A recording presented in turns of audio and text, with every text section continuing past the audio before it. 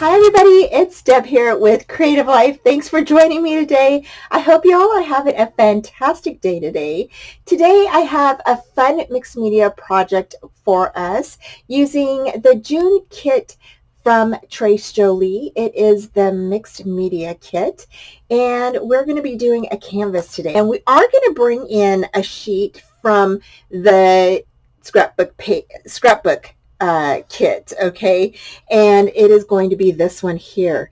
Now we're not going to use the entire page. We're actually just going to be using this butterfly and a few of these flowers, so we are going to do some fussy cutting on this, and then we may bring in some flowers and some other things here and there, so from the scrapbook kit. So anyway, you guys, let's go ahead and get started.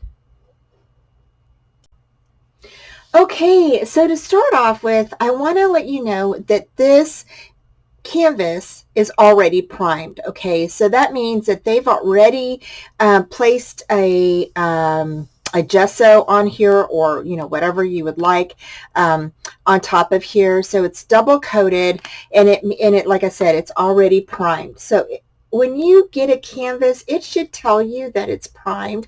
If you don't know if it's primed or not, go ahead and put some gesso on it, okay? Because whether or not it has gesso on it, another coat of gesso isn't going to do anything to it. It's going to be fine.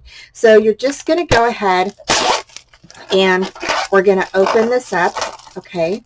I'm super excited.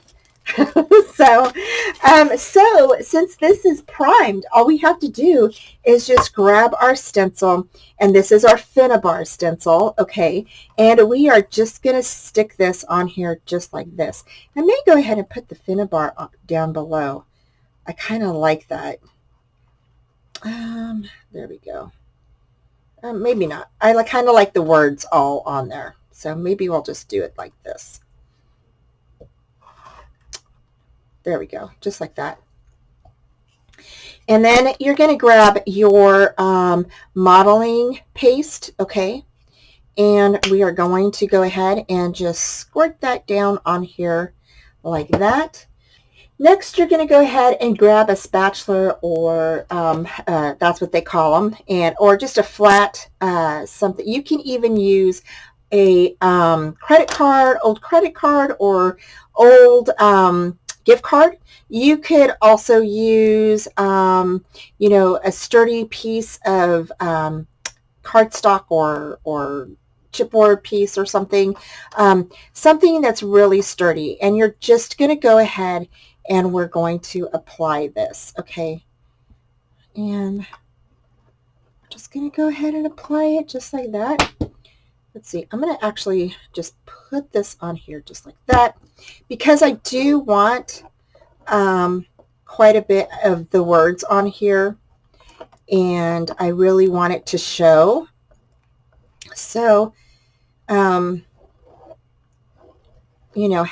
a good amount of this on here is going to help.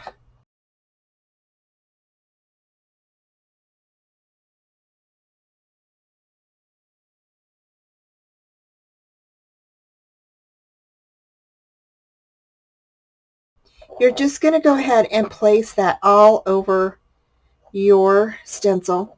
Now, once you're done with your stencil, don't forget to clean it, okay? You don't want this white, your modeling paste, or whatever you're using, paint, ink, whatever you're using.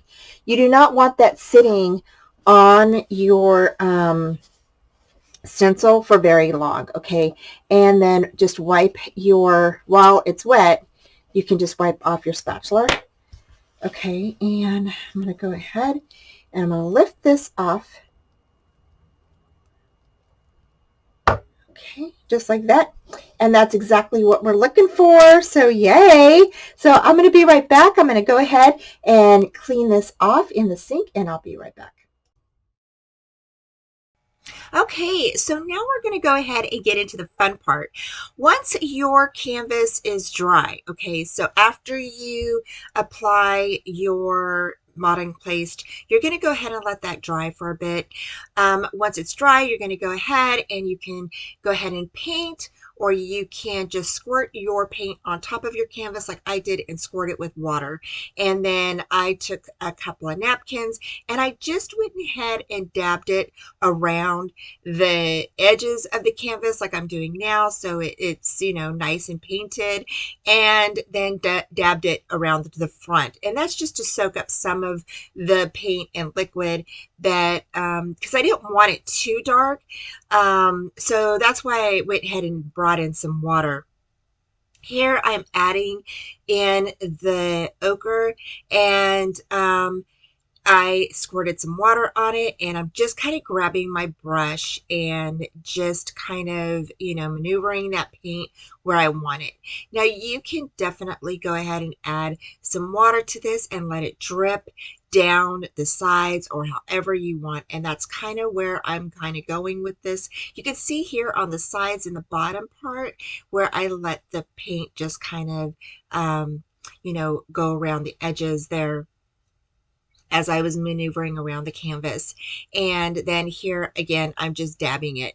So I went ahead and brought in my heat tool and I just kind of dried it a little bit.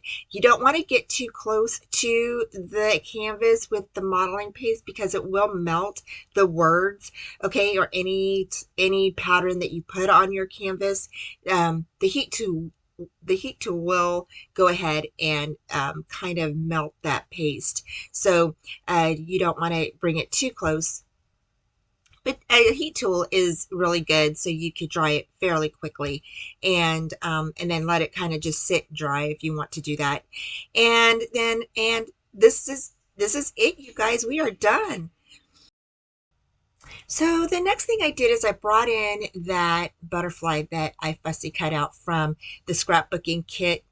Um, there's 2 pages of each print in the scrapbooking kit, and so there's 2 pages with this beautiful butterfly on here.